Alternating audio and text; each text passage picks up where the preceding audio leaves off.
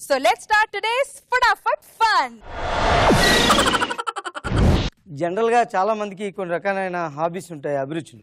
మన చంటి గారిని చూసుకున్నాం అనుకోండి, ఈరోజు ఉదయం ఫుల్ బ్యాండ్ వేసాడు ఫస్ట్ ఎపిసోడ్కి, సెకండ్ ఎపిసోడ్కి ఎక్కడికి వేసాడు, థర్డ్ ఎపిసోడ్కి ఇక్కడికి వచ్చాడు. ఈరోజు ఫోర్త్ లేదు కాబట్టి బతికిపోయాడు. కొంతమంది గెడ్డం పెంచడం అలవాటు బాగా హాబీ, ఇంకొంతమంది నీట్గా షేవ్ చేసుకుంటారు. అయితే ఒక ఆయన ఇలాగే బాగా గెడ్డం పెంచాడు పెంచాడు పెంచాడు ఇక్కడ దాకా వచ్చేసింది.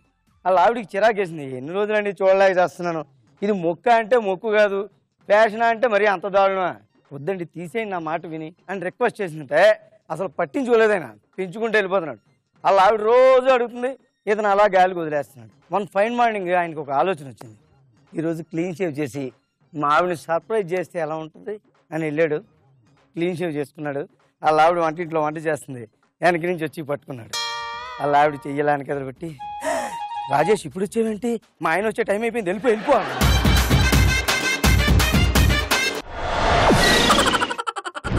ఒక ముసలావిడ ఉందండి, వాళ్ళ ఇంట్లో కొత్తగా ఒక చిన్న కుక్క పిల్లని తీసుకొచ్చారు.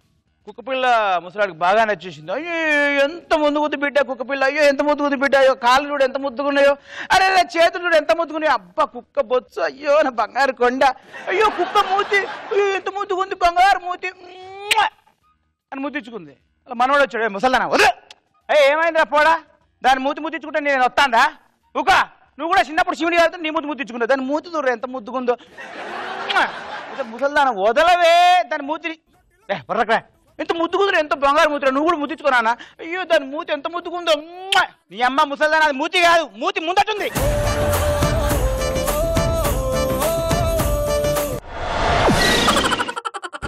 ఒకతను ఫుల్ మిడ్ నైట్ బండి మీద వెళ్తున్నాడు, ఫుల్ వర్షం, బండి సడన్ గా ట్రబుల్ ఇచ్చి ఆగిపోయింది. పక్కనే శ్మశానం, వాడికి ఏం చేయాలో అర్థం అవట్లేదు. అమ్మ బండి ఆగిపోయింది ఏంటి, పక్కనే శ్మశానం, ఫుల్ వర్షం, ఏం చేయాలో అర్థం అవట్లేదు. అందరికి బస్సు వాడిని లారీ వాడిని లిఫ్ట్ అడుగుతున్నాడు, వీళ్ళు ఆపండ్రా అంటే ఎవరు ఆపట్లా. వాడికేమో దేవుడా నువ్వే నన్ను కాపాడాలి, ఎవరు ఆపట్లేదు అంటే స్లోగా ఒక కార్ వస్తుంది, వీడిని లిఫ్ట్ అడిగాను అనుకో వీడు లిఫ్ట్ చేయడు, అందుకే వాడికి చెప్పకుండా వెనక డోర్ తీసి లటక్న లోపల కూర్చున్నాడు. అమ్మయ్యా అనుకున్నాడు.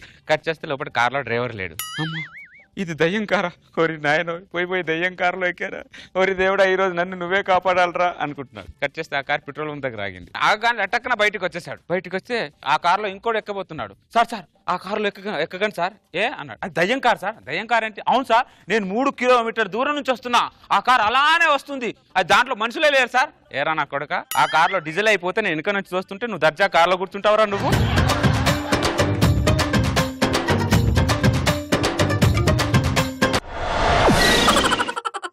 ఇప్పుడు నార్మల్ గా మనకి పిల్లలు పుడతారు, మనకంటే అది కాదండి పాప,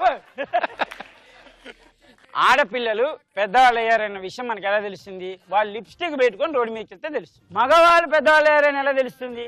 అబ్బాయిలు గడ్డం పెంచితే తెలుస్తుంది. నో, ఆ వేసుకున్న లిప్స్టిక్ ని తుడిపేస్తే తెలుస్తుంది.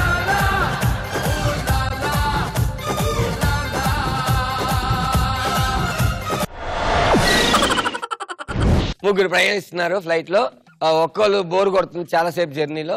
ఇదిగో నేను ఫ్లైట్ నుంచి అలా చేయి పెట్టి మా కంట్రీ వచ్చిందో లేదు చెప్పేస్తాను తెలుసా అన్నాడు. అవునా సరే ఏదో చెప్పాను కానీ చైనా అతను ఉన్నాడు, ఇలా చేయి పెట్టాడు.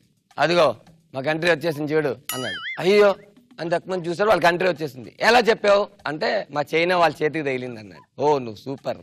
నెక్స్ట్ అమెరికా అతను, ఇప్పుడు నేను కూడా చేయి పెట్టి చెప్పేస్తాను చూడండి. చేయి పెట్టాడు, చేయి పెట్టేసి తీశాడు. తీసిన తర్వాత అదిగో మా కంట్రీ వచ్చింది చూడన్నాడు. కింద చూస్తే కంట్రీ వచ్చింది. ఎలా చెప్పాడు? మా లిబర్టీ తగిలిందేదో అన్నాడు. ఇండియా అతను నేను కూడా చేయి పెట్టి చెప్పేస్తాను చూడండి అన్నాడు. చేయి పెట్టి ఇమీడియట్లీ తీసేశాడు. మా కంట్రీ వచ్చింది చూడన్నాడు. తక్కువ చూసే వచ్చేసింది ఎలా చెప్పారంటే నా వాచి కొట్టేశారన్నాడు.